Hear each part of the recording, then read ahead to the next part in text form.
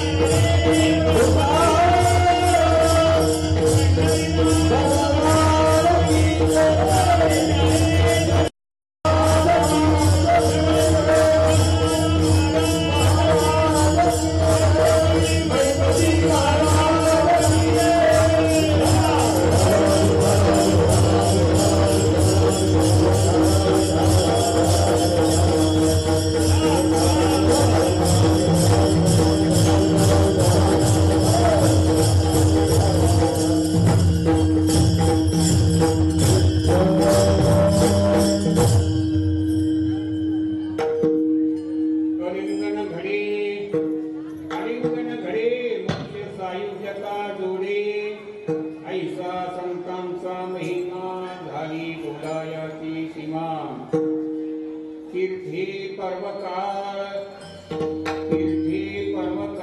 अवधी पाया ते सकळ ऐसा संतांचा महिमा झाली बोलायाची सीमा तुका म्हणे देवा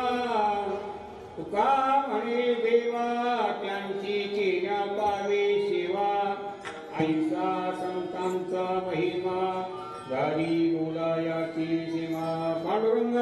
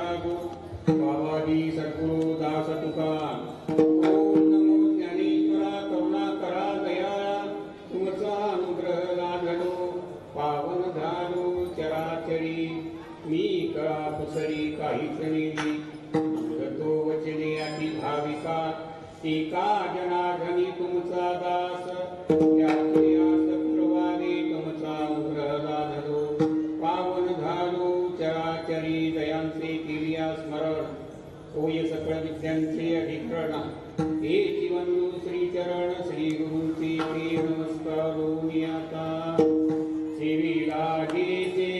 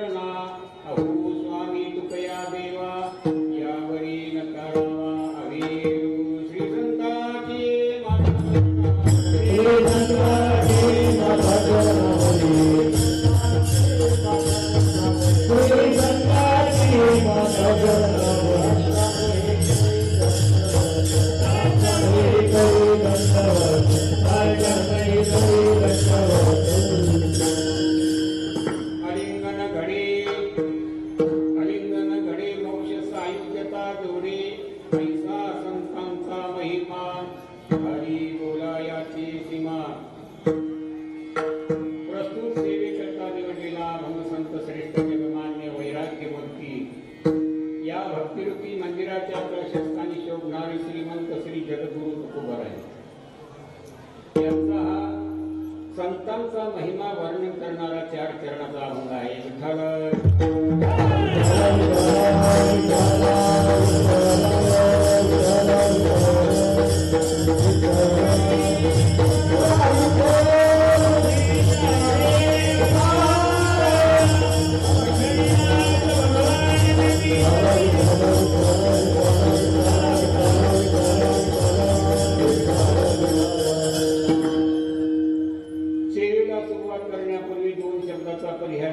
आवश्यक आहे. ही सेवा त्याच्या निमित्ताने आपल्या सर्वांना माहिती आहे. सद्गुरू महिपती महाराज यांच्या समाधी सोहळ्याच्या निमित्ताने हा उत्सव चालू आहे आणि त्यातील आजच्या या दुसऱ्या दिवसाची सेवा महाराजांनी मला आज्ञा केलेली आहे. संतांची सेवा घडणं हे फार पुण्य. संतांची सेवा सहसा घडत नाही, परंतु काय आपली असं काही पुण्य कोणी भाग्याचा उदय ते हे जोडी संत पाय. म्हणून असे सद्गुरू महिपती महाराजांचा समाधी सोहळा चालू आहे. संतांचा उत्सव का करायचा आहे? संतांचा उत्सव करण्यामध्ये आपला काय फायदा आहे, त्यांचा काय फायदा आहे? संतांचा उत्सव आपण साजरा करायचा असतो, कारण आपल्या फायद्याकरता हा संतांचा उत्सव आपण साजरा करायचा असतो. कारण का आपले अनेक जन्माचे जे दोष आहेत ते दोष घालावे असं जर वाटत असेल तर संतांचा उत्सव अतिशय काय आवडीने असा उत्सव साजरा करावा.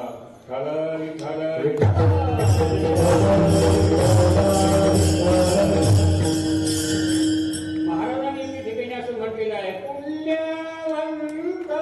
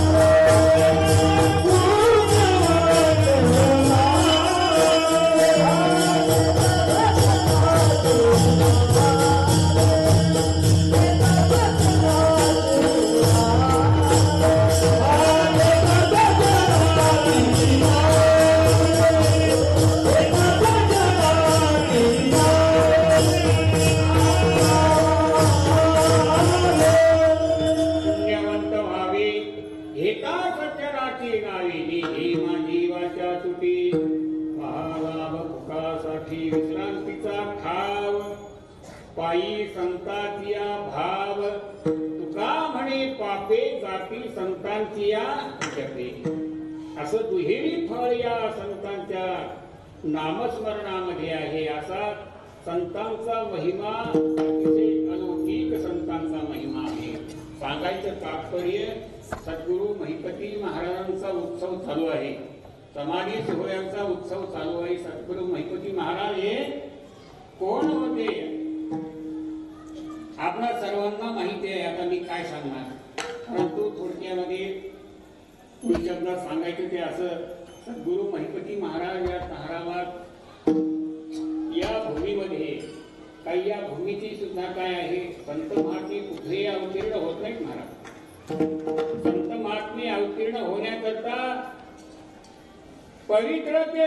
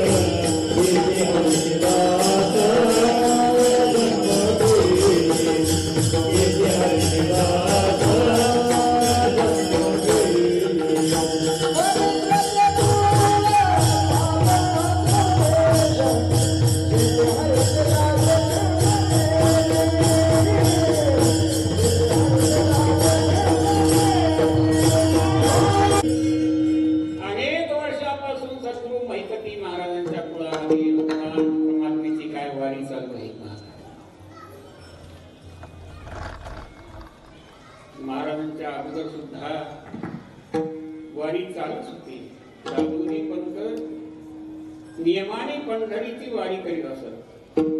आणि अशी त्यांची पंढरीची वारी चालू असताना शेवटी काय आहे, शरीर धर्म आहे. शरीर थकलं आणि शरीर थकल्याच्या नंतर दादोजी पंतांनी भगवान पांडुरंग परमात्म्याला अशी विनंती केली की पांडुरंगा, हे तुझी सेवा ही अव्याहत चालू राहावी अशा माझ्या मनामध्ये अशी इच्छा आहे. भगवंतांनी जाणलं आणि जाणल्यानंतर भगवान परमात्मा काहीच बोलले नाही. भगवंताचं दर्शन घेतलं आणि दादोजी पंत हे तिथं ओलीमध्ये गेले आणि थोडी विश्रांती करीत होते. आणि विश्रांती करीत असताना तेवढ्यामध्ये त्यांना स्वप्न पडलं. स्वप्नामध्ये भगवान पांडुरंग परमात्मा आले आणि पांडुरंग परमात्मा आल्याच्या नंतर भगवंतानी काही नाही एक पेढा घेतला आणि दादोजी पंताच्या हातावरती ठेवला. आणि हातावरती ठेवल्याच्या नंतर लगेच त्यांना जाग आला. जाग आल्याच्या नंतर आता स्वप्न खोटं कसं म्हणावं, खोटं म्हणावं, प्रत्यक्ष प्रसाद हातावरती आहे. भगवंतानी पांडुरंग परमात्म्याने सांगितलं, हा प्रसाद तुमच्या धर्मपत्नीला गंगाबाईला काय घ्या, खायला घ्या. त्याप्रमाणे दादोजी पंत उठले आणि आपल्या पत्नीजवळ गेलेले आहेत आणि सांगितलं पांडुरंग परमात्म्याची इच्छा, पांडुरंग परमात्म्याचा हा प्रसाद आहे. त्यांनी घेतला आणि सेवन केला.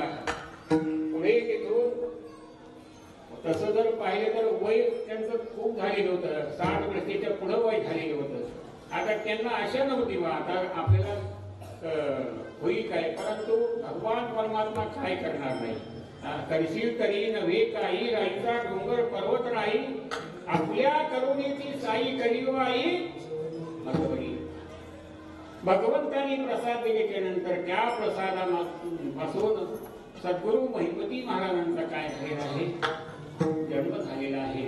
आणि असा जन्म झाल्याच्या नंतर सद्गुरु महिपती महाराजांची दिनचर्या घरामध्ये पांडुरंग परमात्म्याची सेवा असल्यामुळे सतत अव्याहत पांडुरंग परमात्म्याची सेवा करायची आणि पंढरीची वारी असा हा दिनक्रम त्यांचा चालू असताना महाराज बरेच असे 10-12 वर्षे ते झाले असतील असं.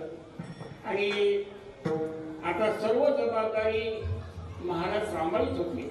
आणि अशी महाराज सद्गुरु महिपती महाराज अशी जबाबदारी सांभाळीत असताना त्यांचे आई वडील ज्योत झाले.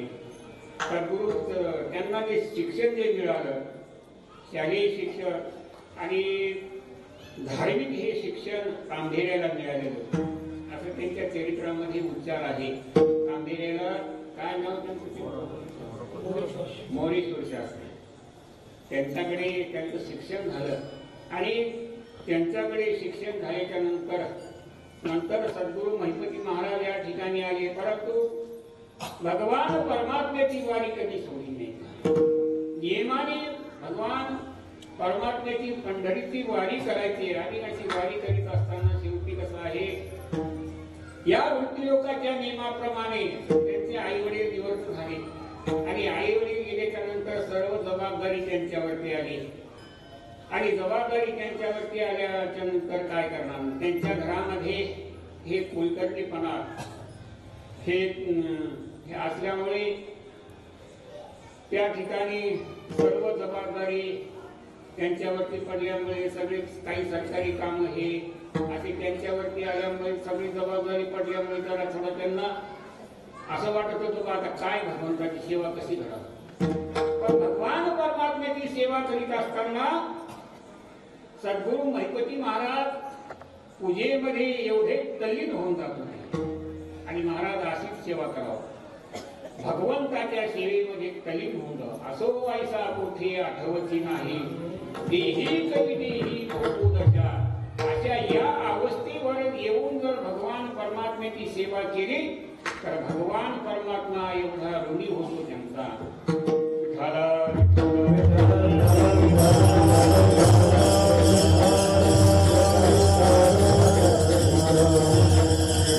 खरे जे भक्त आहेत भगवान परमात्मा खऱ्या भक्ताला करतात. खऱ्या भक्ताला भगवान परमात्मा जास्त प्रपंचामध्ये अडकू देत नाही.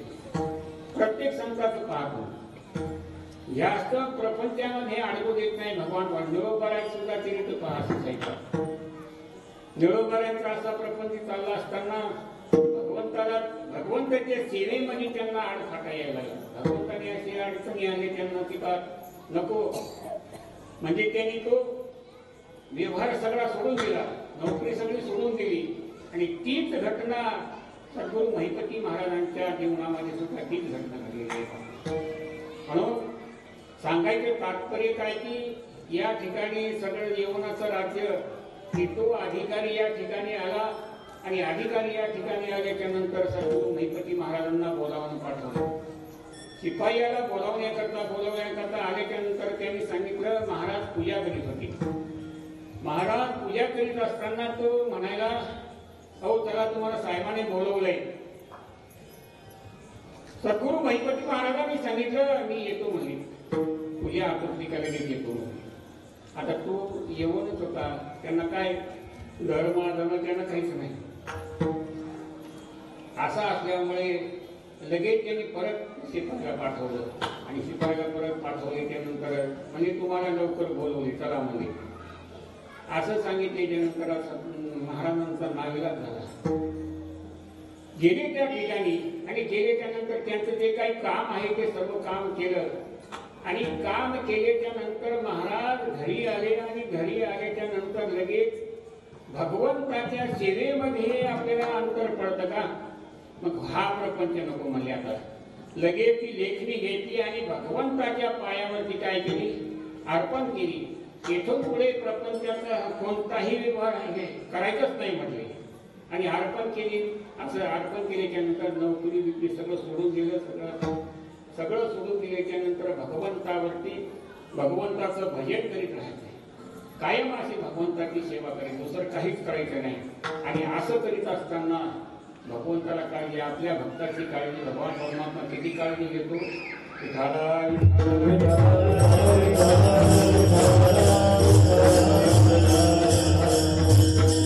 अरे त्याने सर्व भार आपल्यावरती घातलेला आहे.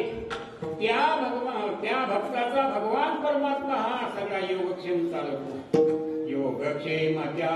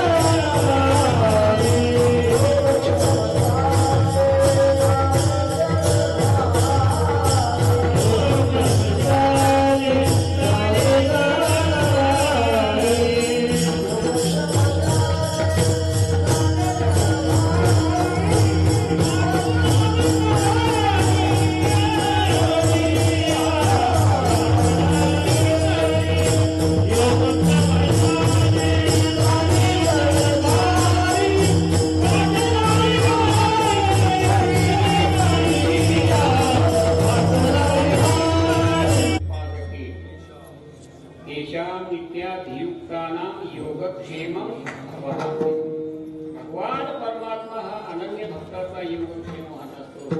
अशी अनन्य भावाने सद्गुरू महिपती महाराजांची सेवा झाली असल्यामुळे भगवान परमात्मा त्यांची सगळी सेवा त्यांचा योगक्षेम चालू होते. आणि महाराज भगवंताच्या सेवे वाचून दुसरं काहीही करीत नव्हते. असं एक वेळेला त्यांना आता सद्गुरू जगद्गुरू तुकोबारायांचं जे अपूर्ण राहिलेलं काम, नामदेवरायांचं अपूर्ण राहिलेले काम जगद्गुरू तुकोबारायांनी पूर्ण केलं.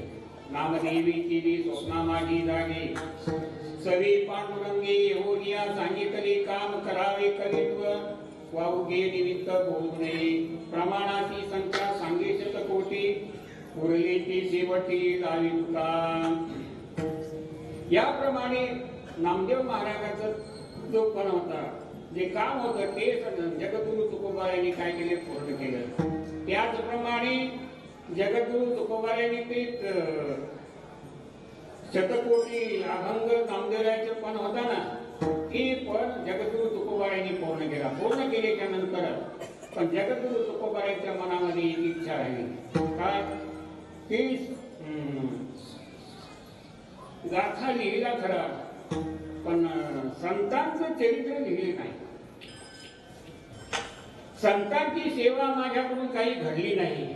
म्हणून जगद्गुरु तुकोबारायांना किती जवळजवळ 200 वर्षे वाट पाहावी लागली की नाही.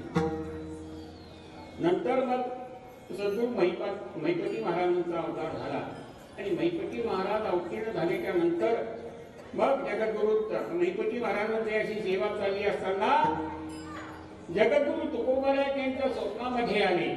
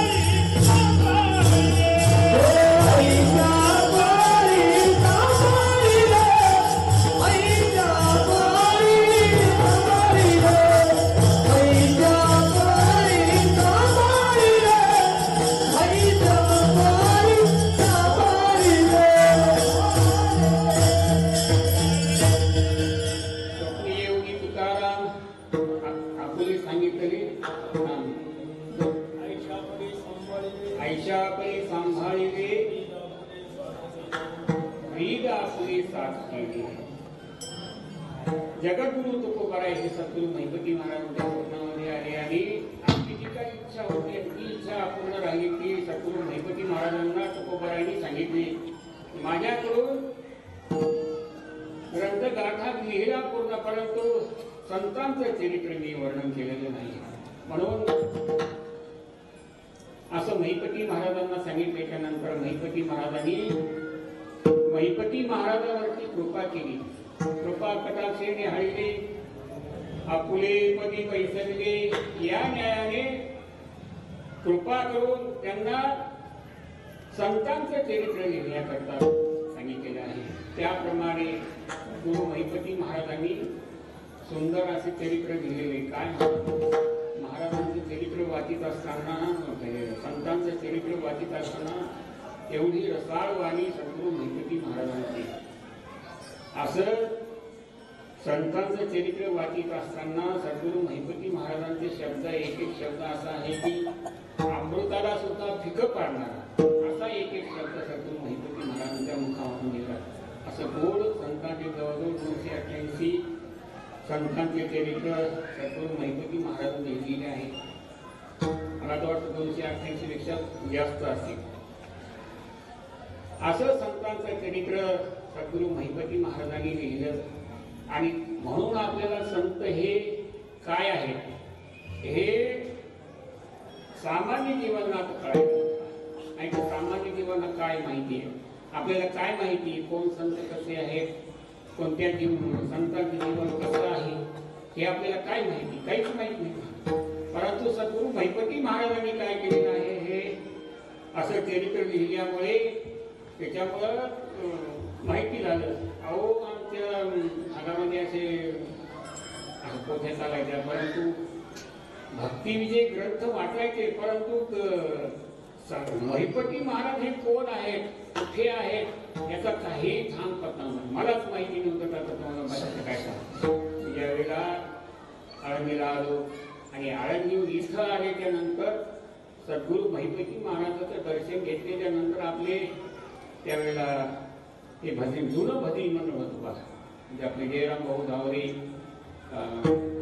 जमू काका ते होते आणि ती यायचं आणि त्यांच्या मुखातून मग मी थोडं हे असं ऐकायचं. मग त्यांनी मला भक्ती विजय ग्रंथ लिहिला आणि भक्ती लीलामृत मी ते वाचन केल्याच्या नंतर मग सद्गुरू महिपती महाराजांचं काय कवित्व आहे हे नंतर मला थोडं माहिती झालं.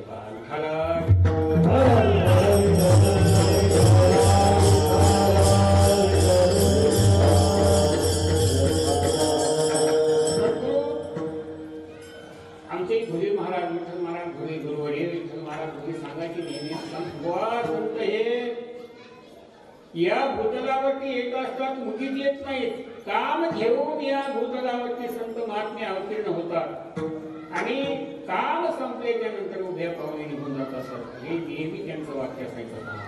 म्हणून या न्यायाने सद्गुरू महिपती महाराज या भूतलावरती अवतीर्ण झाले आणि अवतीर्ण होऊन सद्गुरू महिपती महाराजांचा काय महिमा आहे, काय महिमा, आता काय सांगावं, काय महिमा संतांचा अनेक प्रकाराने महिमा आपल्याला वर्णन करता येईल. म्हणून या ठिकाणी अभंग मी तसा घेतलेला आहे. सद्गुरू महिपती महाराजांचा काय महिमा आहे. जगद्गुरु तुकोबराय संतांचा महिमा सांगत असताना त्यांच्या आलिंगनाचा महिमा सांगत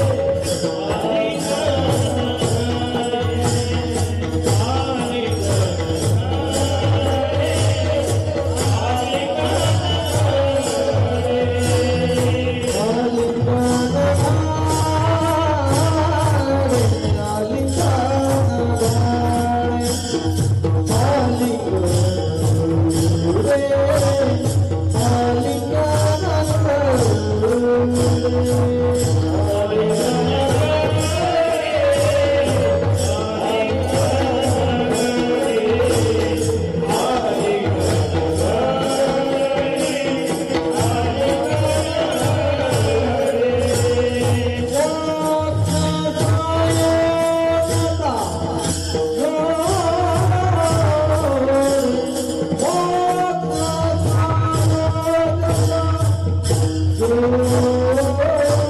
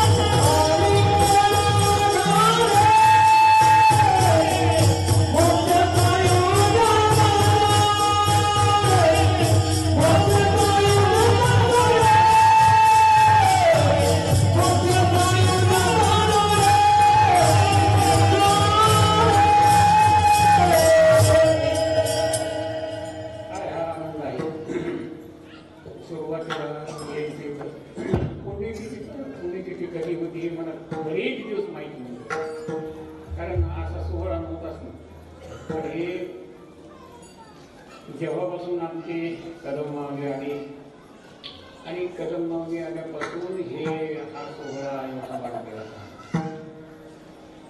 त्यांच्या कदम मावळींनी सुंदर असं नियोजन, वारकरी, धर्माची वारकरी सर्व बोलवायचे. काय किती वर्णन करावं असं मला तर वाटतं मैपती महाराजांनी आमच्या कदम मावळीला बोलली नाही. कारण संतांचं वर्णन माहिती होण्याकरता जसं जगद्गुरु तुकोबारायांनी संत कोण आहेत, कसे आहेत हे जसं महिपती महाराजांना सांगितलं, त्याचप्रमाणे महिपती महाराजांनीच त्यांना इकडे येण्याची काय केलेली आहे, प्रेरणा केली आहे तुझ्या माऊलीला. आणि माऊली जसे आली तसं सद्गुरू महिपती महाराज समाधी सोहळ्याचा उत्सव अतिशय चांगल्या प्रकारे काय पार पडत आहे. त्या ठिकाणी आळंदीहून येणारे आमचे गुरुबंधू आणि पंढरी महिन्याची पंढरीचे वारकरी या ठिकाणी येत आहेत. आमचे प्रतीक महाराज,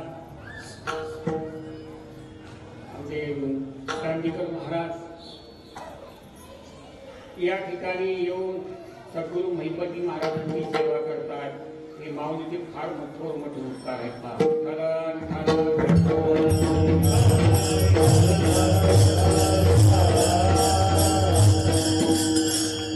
यावर्षी आमच्या मठाधिपती तनपुरे महाराज यांनी सुद्धा अगदी सुंदर नियोजन केलेलं आहे. आणि असं नियोजन किंवा सद्गुरू महिपती महाराजांची समाधी दिसली पाहिजे म्हणून पाहत आहे. जो बाले त्यांना सद्गुरू महिपती महाराज समाधी समोर दिसते आहे. तसं वाटतं समाधी समोरच का आपण कीर्तन करीत आहोत असं वाटतं म्हणून सांगतो. अशी स्थिती आहे. फार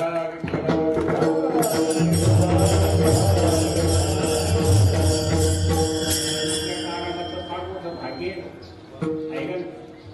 किती मोठं भाग्य आहे आपल्या परिसराचं, एवढं हे वैभव आहे. आणि हे वैभव आमचे माऊलीने एवढं वैभव वाढवलेले पहा. आणि आता त्याच्यामध्ये दुधामध्ये साखर आमचे अर्जुन महाराज आलेले आहेत. त्यामुळे त्या अतिशय काय झालेलं आहे, या कार्यक्रमाला अतिशय रंग आलेला आहे पहा. म्हणून सांगायचे तात्पर्य काय की या अभंगामध्ये जगद्गुरु तुकोबाराय संतांचा महिमा वर्णन करीत आहेत. संतांचा महिमा सांगत आहेत. संतांची प्रत्येक क्रिया हा महिमाच आहे. त्यांचा नाम महिमा आहे. त्यांची प्रत्येक क्रिया, संतांची जी प्रत्येक जी क्रिया आहे ते काय आहे, महिमाच आहे पहा. म्हणून या ठिकाणी सद्गुरू जगद्गुरु तुकोबाराय हे या ठिकाणी संतांच्या आलिंगनाचा महिमा सांगत आहेत. आलिंगना, संतांना आलिंगन दिल्याच्या नंतर काय प्राप्त होतं तर आलिंगन प्राप्त, आलिंगन दिल्याच्या संतांना जर आलिंगन दिलं तर सायुज्य मोक्ष काय होतो आपल्याला प्राप्त होतो. जगद्गुरु तुकोबाराय म्हणतात मोक्षे सायुज्यता जोडी. सायुज्य मोक्ष आपल्याला काय होईल, प्राप्त होईल. कोणाला आलिंगन दिल्याच्या नंतर आलिंगनाचे अनेक प्रकार आहेत. कोणालाही आलिंगन द्यायचं नसतं. कोणाला आलिंगन दिल्याच्या नंतर काय होतं, भगवान परमात्मा सुद्धा आपल्या भक्ताला काय येतो, आलिंगन येतो. त्यांनी सुरीमध्ये असं म्हटलेलं आहे, सावळा असं कंकणू बाहू पसरवणी दक्षिण आलिंगीला स्वचरणू भक्तराज. भगवंताने सुद्धा आणि बाकी कोणालाही माणसं काय करतात, भेटले का एखादा जिल्ह्यात मित्र आला की लगेच त्याला काय देतात, आलिंगन देतात. आलिंगन हे कोणालाही देऊ देतात. द्यायचं असतं आलिंगन तर संतांना द्यायचं, देवाला द्यायचं. म्हणून सांगायचं तात्पर्य काय की इतराला जर आलिंगन दिले तर आपल्या पदरामध्ये काय पडेल, दुःखच पडेल, दुसरं काय पडणार आहे.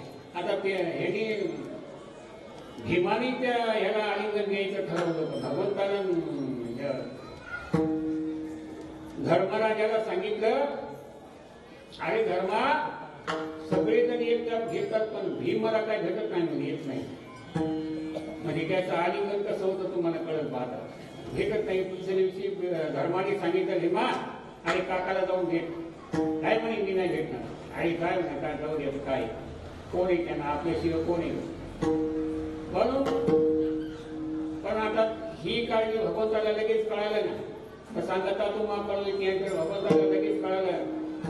भगवंतानी लगेच मला बोलली तसं भेटायला जाऊ नको म्हणजे. मग भगवंतानी काय केलंय तर पोलादी पुतळा असा भीमाचा आकाराचा तयार केला आणि असा आकार तयार केल्याच्या नंतर ते लगेच त्या ठिकाणी आणायला होता. तिथं आणला आणि समोर ठेवल्याच्या नंतर आणि त्या पुतळ्याच्या पाठीमागं उभं राहून त्या धृतराष्ट्राला भीम म्हणतो काका मी आलो तुम्हाला भेटायला असं म्हटल्याबरोबर लगेच भीमाने काय केला तो पुतळा असा समोर केला. पुतळा तो काय ह्याचा नव्हता, खनिकीचा नव्हता, कशाचा नव्हता. तो पुतळा कशाचा होता?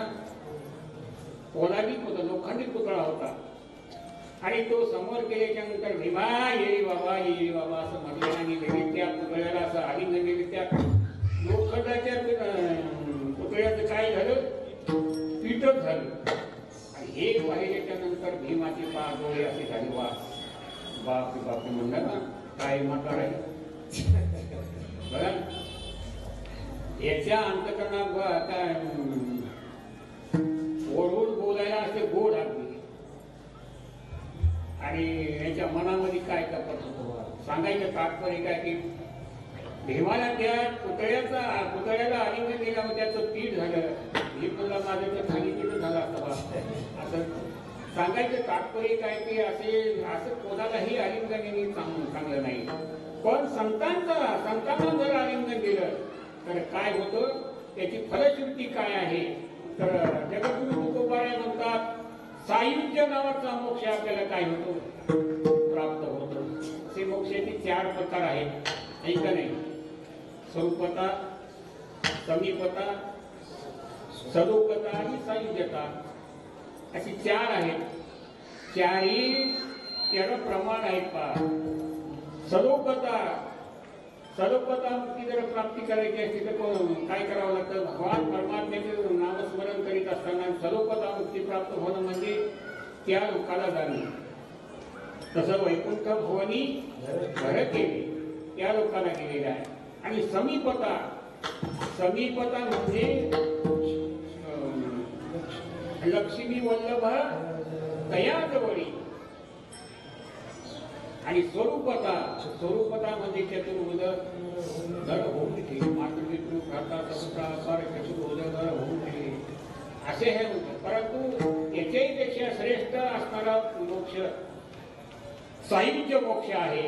आणि तो मोक्ष जगद्गुरु तुकोबाराय म्हणतात संतांना जर आलिंगन दिलं तर तो सायुज्य नावाचा मोक्ष काय होईल? प्राप्त होईल.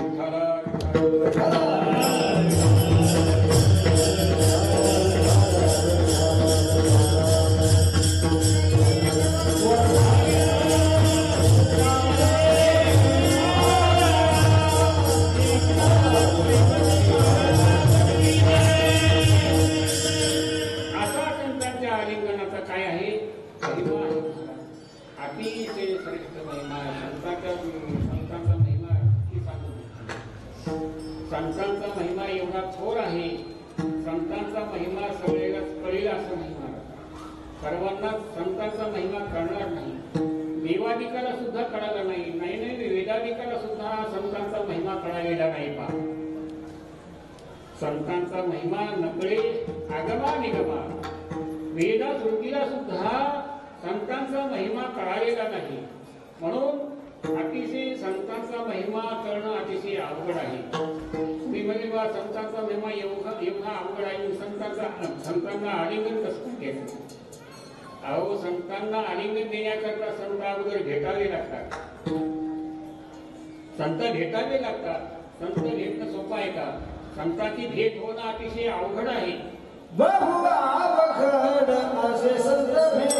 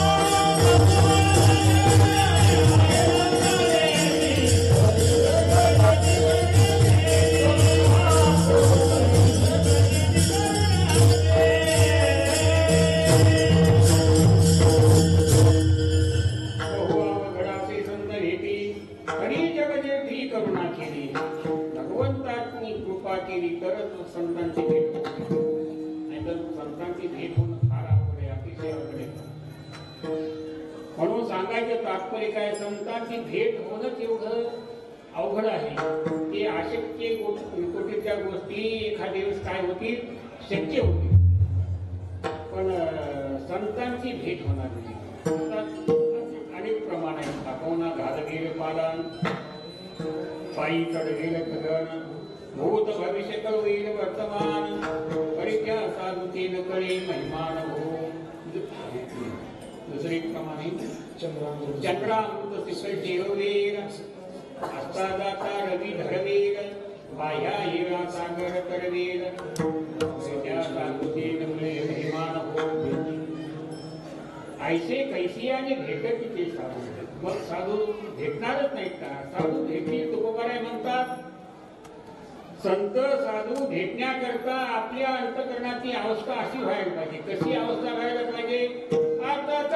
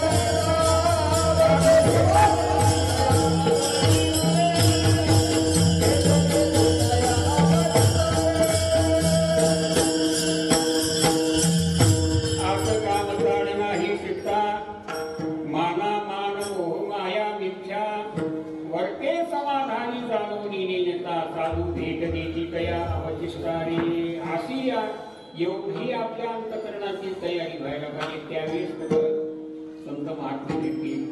सांगायचं तात्पर्य काय की या ठिकाणी जगद्गुरु तुकोबाराय संतांच्या आलिंगनाचा महिमा सांगत आहेत. संतांना जर आलिंगन दिलं तर काय होईल? मोक्ष सायुज्यता दोरी, असा या संतांचा काय आहे महिमा आहे. आणि अशा संतांचा महिमा मला काय वर्णन करता येईल?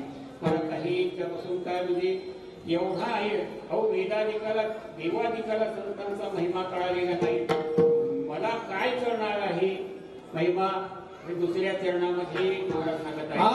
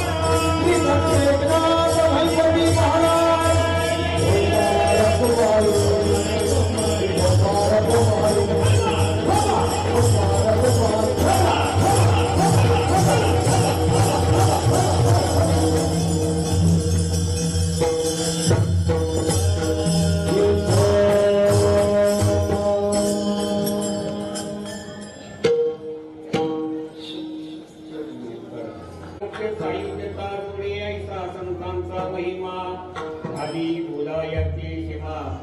काय संतांचा महिमा सांगावा. संतांचा महिमा सांगत असताना या ठिकाणी 3 प्रकारे सांगितले. संतांचा महिमा एवढा श्रेष्ठ आहे, तीर्थाला सुद्धा पावन करणारा संतांचा महिमा आहे. कारण म्हणून तर तीर्थी त्यांची इच्छा करीती नित्य काळ पावया निर्मळ आपणाशी. आपण सर्वांना कथा माहिती आहे. पुंडलिकराय हे तीर्थयात्रा करीत होते. तीर्थयात्रा करीत असताना काशीच्या अलीकडे कुटसांगी नावाचा आश्रम आहे, तिथं होतं. ते स्वामी राहत होते आणि त्यांची सेवा करण्याकरता गंगा यमुना सरस्वती ह्या 3 नद्या श्रेयांचं रूप धरून त्या ठिकाणी येत होत्या. त्या आश्रमामध्ये सेवा करीत होत्या आणि त्यांचं दर्शन घेतल्याबरोबर त्यांची अंगकांती एवढी दिव्य होती. येत असताना अतिशय मलिन होत्या, पण त्यांचं दर्शन झाल्याबरोबर लगेच दिव्य कांती त्यांना प्राप्त झाली. हा काय आहे? संतांचा महिमा आहे. म्हणून जगद्गुरु तुकोबराय अभंगाच्या 3ऱ्या चरणामध्ये सांगत आहे की संतांचा तीर्थाला सुद्धा पावन करणारे हे संतांचा महिमा आहे. म्हणून तीर्थी पर्वकाळ अवधी पाया पे सकळ. तीर्थ हे संतांची वाट पाहत असतात की संत महात्मे कधी आपल्याकडे येतात आणि कधी आपल्याला पावन करतात. असं तीर्थ सुद्धा त्यांची वाट पाहतात. तीर्थे दया ठाया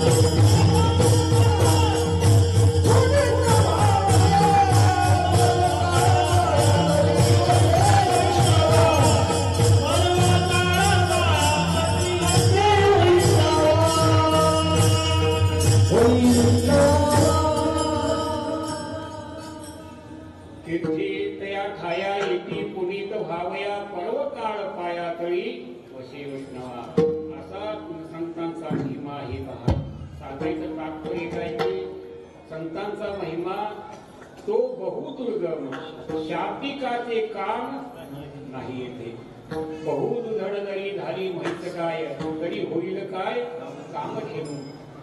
कामधेनूची बरोबरी सामान्य गाय करू शकेल का? करू शकणार नाही. तसं सर्वसामान्य जीवांना संतांचा महिमा करणार नाही म्हणाला.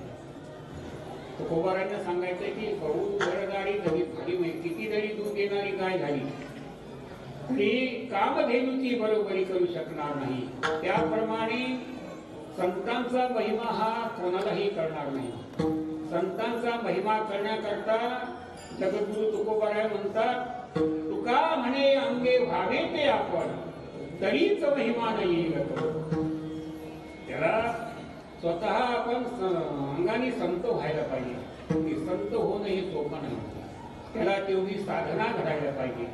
संत होण्याकरता तेवढी साधना घडायला पाहिजे. तेवढी साधना घडली तरच तो संत होऊ शकेल, तरच तो संतांचा महिमा करू शकेल. संतांचा महिमा हे कोणालाही कळाला नाही. आपण आता नेहमी कथा ऐकतोच आहे. नारदादिकांना सुद्धा संतांचा महिमा कळालेला नाही.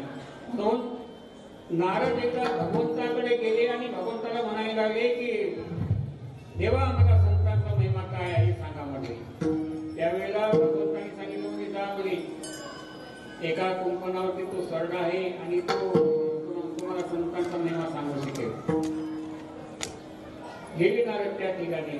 गेले त्यानंतर त्याला विचारलं त्या सरडाला तू मला संतांचा महिमा सांग. तो लगेच आला. ते नारदाच्या पायावरती त्यांनी काय केलं, जीव ठेवून गेला. परत नारद गेले वैकुंठामध्ये. गेल्याच्या नंतर परत विचारायला की म्हणजे संतांचा महिमा सांगा नाही तेव्हा मला. तेव्हा भगवंतांनी सांगितलं का म्हणजे त्या एका आंब्याच्या झाडावरती काय आहे, पोपट आहे, तो संतांचा महिमा सांगू शकेल. नारदाला वाटतं बरं तू सर्व काही बोलला नाही, आता पोपट काहीतरी सांगेल म्हणून गेली त्या ठिकाणी. त्या आंब्याच्या झाडावरती एक पोपट बसलेला होता. त्या ठिकाणी गेली. नारदाला त्यांना विचारायला लागली की अरे पोपटा म्हणजे मला संतांचा महिमा सांग, संतांचा महिमा सांग म्हटल्याच्या नंतर तो लगेच आला धावत आणि नारदाच्या पायावरती त्यांनी काय केला, त्या योनीमध्ये तो मुक्त झाला. त्याला श्रेष्ठ असा मानवाचा देह मिळाला, मनुष्य देह मिळाला. आणि मनुष्य देह मिळाल्याच्या नंतर एका राजाच्या घरी, श्रीमंत एका राजाच्या घरी त्याला जन्म मिळाला. आणि त्या ठिकाणी जन्म त्याचा झाल्याच्या नंतर नारद त्या ठिकाणी गेले. देवाला विचारायला लागले की देवा काय माझी चेष्टा करता म्हणजे तुम्ही आता संतांचा महिमा सांगा ना. त्यावेळेला भगवंतांनी सांगितलं म्हणजे आता संतांचा महिमा तुम्हाला एक राजपुत्र सांगेल. म्हणजे एका राजाला नुकताच मुलगा झालेला आहे आणि त्या ठिकाणी जा म्हणजे तुम्ही आणि तुम्हाला तो महिमा सांगेल. त्यावेळेला नारद म्हणजे बा असं म्हणजे आता देवा आतापर्यंत अशा घटना घडलेल्या आहेत. मी त्यांना संतांचा महिमा विचारला की लगेच त्यांनी माझ्या पायावर जीव गेलेला आहे. तसं या राजपुत्रानं जर तसं केलं तर राजा मला ठेवू का म्हणजे ठेवणार नाही. म्हणून मला तिकडं पाठवू नका. तुम्हाला सांगता येत तर सांगा म्हणजे, नाही तर नका सांगा. नाही नारदाचा ठिकाणी तो संतांचा महिमा सांगेल. सांगायचं तात्पर्य त्या ठिकाणी नारद गेले आणि त्या मुलाला विचारलं की संतांचा महिमा काय आहे. तर त्या मुलाने सांगितलं की नारदा काय संतांचा महिमा सांगू म्हणजे, मी पहिल्या जन्मामध्ये सरडा होतो त्या ठिकाणी सुद्धा तुमचं दर्शन झालं. ती योनी मी त्या योनीमधून मी मुक्त झालो. त्याच्यापेक्षा श्रेष्ठ योनी मिळाली मला पोपटाची. आणि त्या योनीमध्ये सुद्धा मला तुमचं दर्शन झालं. त्या योनीमध्ये म्हणून सुद्धा मी काय झालो, मुक्त झालो. आणि श्रेष्ठ असा मानव शरीर मला मिळालं. आणि असं मानव शरीर मिळाल्याच्या नंतर या मानव देहामध्ये आल्याच्या नंतर सुद्धा या देहामध्ये आल्याच्या नंतर सुद्धा तुमचं दर्शन झालं. काय सांगा माझे संतांचा महिमा. विठाला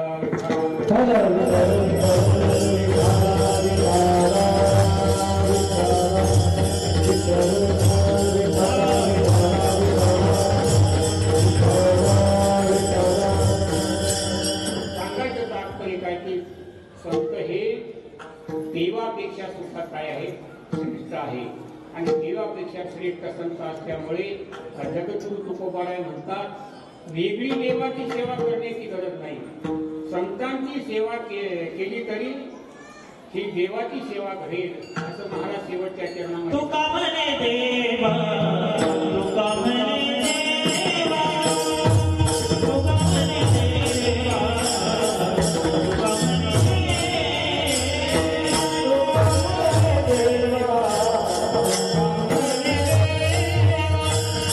तुका म्हणे देवा, तुका म्हणे देवा, तुका म्हणे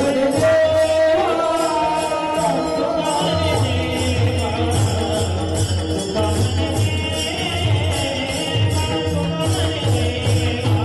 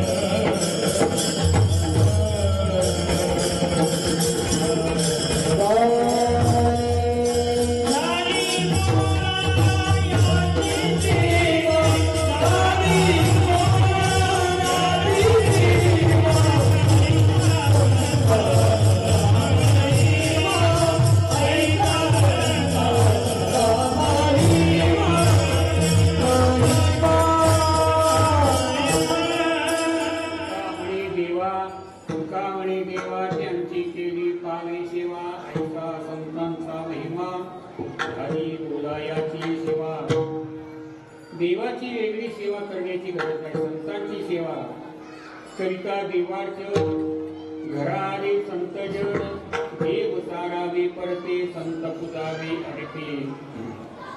संतांची सेवा करीत असताना, भगवंताची सेवा करीत असताना जर संत महात्मे घरी आली आपल्या, देवाची पूजा बाजूला सारावी आणि संतांचा आदर हे करावं, असा संतांचा महिमा आहे.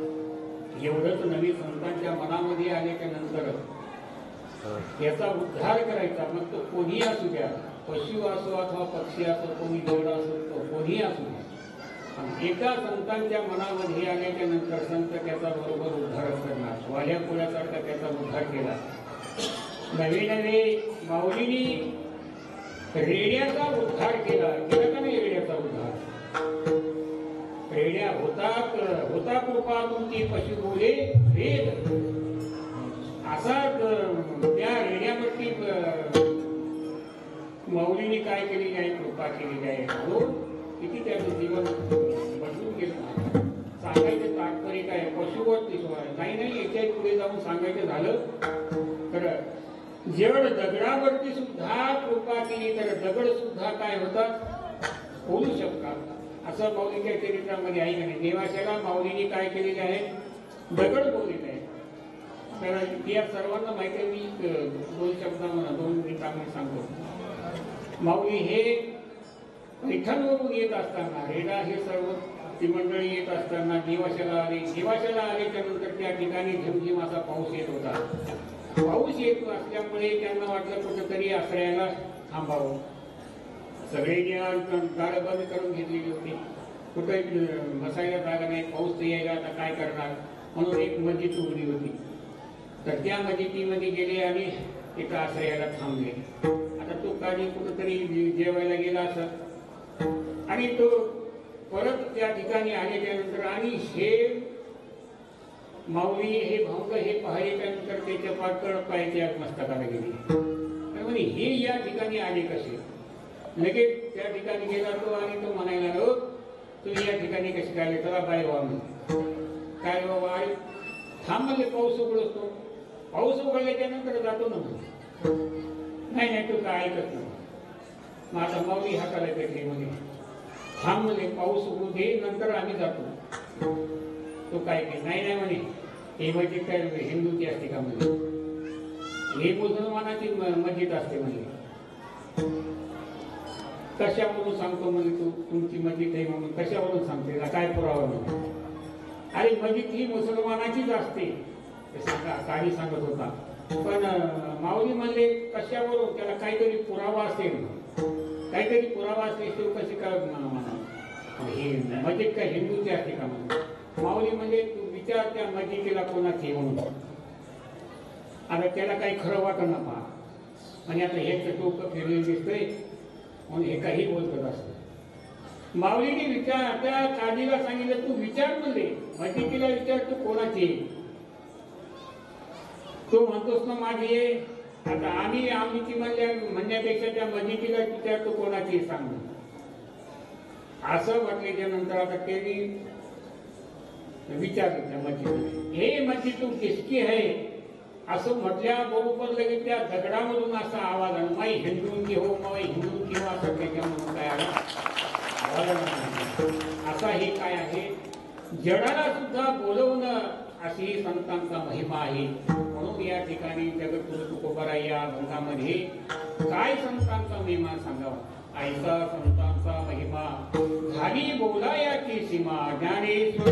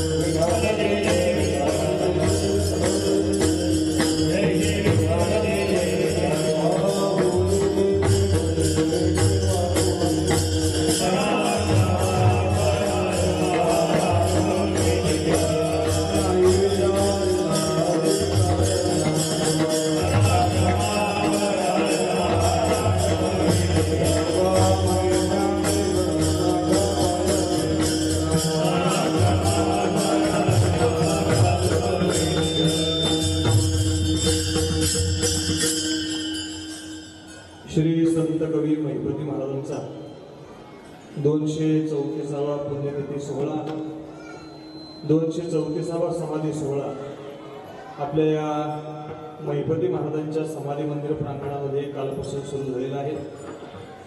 सर्व ग्रामस्थांच्या सहकार्याने, पंचक्रोशीतील सर्व भाविकांच्या सहकार्याने हा उत्सव कालपासून आरंभ झालेला आहे.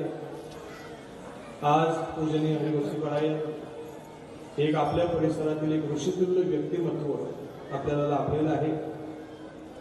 ज्याला कोणाला ज्ञानोबरायांचं दर्शन घेता आलं नाही, महिपती महाराजांचं दर्शन घेता आलं नाही, परंतु आज आपण पांचाळ बाबांच्या रूपाने या ठिकाणी संतांचं दर्शन आपल्याला या ठिकाणी करत आहे. पूजनीय बाबांची सेवा आज या ठिकाणी संपन्न झालेली आहे. बाबांचं अनेक प्रकारे योगदान आपल्या या संस्थांवरती, देवस्थानावरती असतं. आता मागे बाबांनी आपल्या गोशाळेसाठी जवळजवळ 11,000 रुपये गोशाळेसाठी बाबांनी दिले. त्याचबरोबर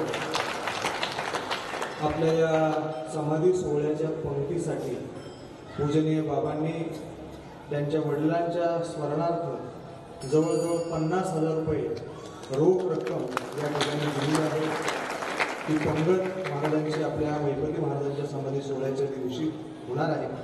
असे असणारे पूजनीय आदरणीय बाबा, बाबांचं पूजन या ठिकाणी आज ज्यांचं संत पूजन आहे असे असणारे श्री गणपत रंगनाथ हरदे, संचालक कृषी उत्पन्न बाजार समिती, त्यांनी आज आपल्या पूजनीय पिताश्रींच्या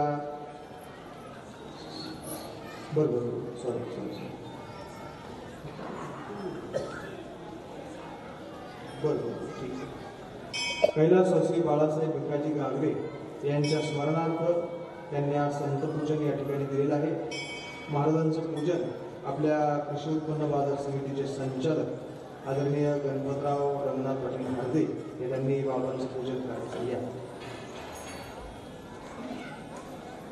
गावातील सर्व तरुण मंडळीला विनंती आहे, या ठिकाणी जरा स्वयंसेवकाची कमतरता आहे. जर आपण जरा लवकर आला तर ही जी मुलं धिंगाणा घालतात आणि धिंगाणा घालण्यापुढे कीर्तनकाराला डिस्टर्ब थोड्याफार प्रमाणात होतो. आपण कृपया त्याचं नियोजन करायचं आहे. माईक वाजवले, माईक कुंडली कवरधारी विठ्ठल श्री ज्ञानदेव तुकाराम सद्गुरु महिपती महाराज की जय. आपला नारळ प्रसाद महाराजांच्याकडून घ्यायचा. त्याचबरोबर आपल्या सप्ताहासाठी सकाळी चहा होत असतो, त्या चहाच्या दुधाचं सौजन्य या ठिकाणी ज्यांनी दिलं असे असणारे आपल्या ताराबाद ग्रामपंचायतचे सदस्य श्री गणपत सोन्याबापू पाटील झावरे हे आपल्या संस्थांवरती जेव्हा काही दुधाची गरज असेल त्यावेळेस दरवेळेस हे आपल्याला दुधाची व्यवस्था करून देत असतात. त्यांनी आज या ठिकाणी दुधाचं सौजन्य या ठिकाणी दिलेलं आहे. त्यांना सुद्धा विनंती आहे की आपण आपला नारळ प्रसाद पूजनीय बाबांच्या हस्ते या ठिकाणी स्वीकारायचा आहे. सकाळी ज्यांनी आपल्याला नाश्त्याची पंगत दिली असे असणारे आपल्या ताराबादच्या तंटामुक्तीचे अध्यक्ष श्री फिरोज चंदुलाल शेख यांनी सुद्धा आपला नारळ प्रसाद महाराजांच्या हातून घ्यायचा आहे. कृपया आले असतील तर त्यांना विनंती आहे की महाराजांच्या हातून आपला नारळ प्रसाद घ्यायचा. चला फिरोज भैया चला. त्याचबरोबर श्री दत्तात्रय गोरख शिंदे यांनी सुद्धा सकाळच्या नाश्त्यामध्ये आपल्याला सहकार्य केलेलं आहे. ते आलेले असतील तर त्यांना सुद्धा विनंती आहे की आपण या ठिकाणी आपला नारळ प्रसाद घ्यायचा आहे. त्याबरोबर श्री गीताराम तुकाराम वाबळे हे जर आले असतील किंवा त्यांचे कोणी प्रतिनिधी असेल त्यांनी आपला नारळ प्रसाद घेण्यासाठी लवकर पुढे या. उशीर होतोय, जवळजवळ 9 वाजून गेलेले आहेत, जेवायची वेळ झालेली आहे. लवकरात लवकर सांग. आज आपल्या सप्ताहाची दुपारची पंगत ज्यांनी दिली असे असणारे समस्त ग्रामस्थ गाडकवाडी ग्रामस्थांसाठी एकदा जोरदार टाळ्या वाजवा. कारण की तुकोबराय म्हणतात कथेची सामुग्री देहावसानावरी, जर हा देहावसानावर ठेवायचा असेल तर भोजनाची गरज असते. ती भोजनाची आपली व्यवस्था, दुपारची व्यवस्था गाडकवाडी ग्रामस्थांनी या ठिकाणी केलेली आहे. गाडकवाडी ग्रामस्थापैकी कुणी आलेला असेल तर त्यांना विनंती आहे आपला नारळ प्रसाद पूजनीय बाबांच्या हातून या ठिकाणी स्वीकारायचा आहे. चला गाडकवाडी ग्रामस्थ या. त्याचबरोबर आता आपल्याला संध्याकाळची पंगत ज्यांनी दिली असे असणारे वैकुंठवासी सद्गुरू नाना महाराज वनकुटेकर संस्थान सोबलेवाडी पायदिंडी सोहळा, की जो सोहळा सर्वात अगोदर आपल्या ताराबादची दिंडी त्यांनी सुरुवात केली आणि आपल्या याच संस्थांवर त्यांचे सर्व उपक्रम या ठिकाणी चालतात असे असणारे सोगलेवाडीकर ग्रामस्थ या ठिकाणी आलेले आहेत. त्यांच्या वतीने आजची ही संध्याकाळची पंगत या ठिकाणी संपन्न होत आहे. कृपया त्या सर्व सदस्यांना विनंती आहे की आपण सर्वांनी या ठिकाणी यायचं आहे आणि नारळ प्रसाद या ठिकाणी स्वीकारायचा आहे.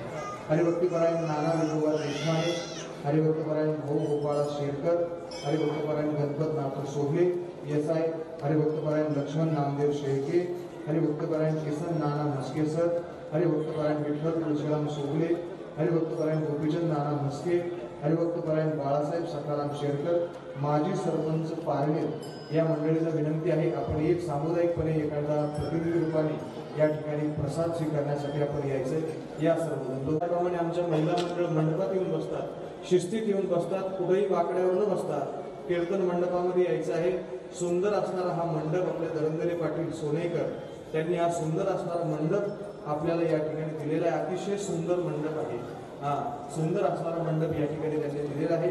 त्याचबरोबर आज आपल्याला गायनाची सेवा करण्यासाठी आपल्या परिसराचं वैभव असणारे हरिभक्तीपरायण भरतरी महाराज विधाटे आज ते आलेले आहेत. महाराज 7 दिवस थांबणार आहे की जाणार आहे ना? बरं. हरिभक्तीपरायण भरतरी महाराज या ठिकाणी आहेत. त्याचबरोबर आमचे हरिभक्तीपरायण मृदुंगाचार्य स्वामी महाराज ते सुद्धा उपस्थित आहेत आणि आपल्या जिल्ह्याचं वैभव असणारे हरिभक्तीपरायण आमचे लतीफ काका शेख हे सुद्धा या ठिकाणी हजर आहेत. मृदुंगाची सेवा हरिभक्तीपरायण महाराजांनी केलेली आहे. त्यांचे सुद्धा खूप खूप आभार. त्याचबरोबर आपल्या परिसरातील गानरत्न असणारे आमचे मारुती महाराज कदम हे सुद्धा या ठिकाणी उभे आहेत आणि त्याचबरोबर आमचे हरिभक्तीपरायण सागर महाराज गाडे ते सुद्धा या ठिकाणी आलेले आहेत. त्यांचे सुद्धा धन्यवाद. त्याचबरोबर आमच्या ज्ञानाई वारकरी गुरुकुलचे सर्व विद्यार्थी या ठिकाणी आलेले आहेत. त्यांचे सुद्धा धन्यवाद. सर्व विद्यार्थ्यांना एक सूचना आहे, उद्या येताना आपापली उपरणे सगळ्यांनी घेऊन यायची. उपरणे त्या जे जवळचे असतात त्यांचं नाव घ्यायचं राहून जातं. हरिभक्तीपरायण गजानन महाराज मुंडे या ठिकाणी आलेले आहेत. महाराजांसाठी एकदा जोरदार टाळ्या. आणि आपलं तारावादचं भरती मंडळ कधीही आपल्यासाठी या ठिकाणी उपस्थित राहतात. तारावादकर आहेत, बेलकरवाडीकर आहेत, गाडकवाडीकर आहेत, आमचे तुकाराम महाराज लाटे आहेत, सर्व मंडळी या ठिकाणी उपस्थित आहेत. त्याचबरोबर आमचे हार्दे महाराज ते सुद्धा आज आले, त्यांचे सुद्धा धन्यवाद. सर्व मंडळींचे पुन्हा धन्यवाद. आज आपल्या सोगलेवाडीकर मंडळींची या ठिकाणी पंगत आहे. सर्वांनी महाप्रसादाचा लाभ घ्यावा अशी सर्वांना विनंती. ज्ञानदेव तुकाराम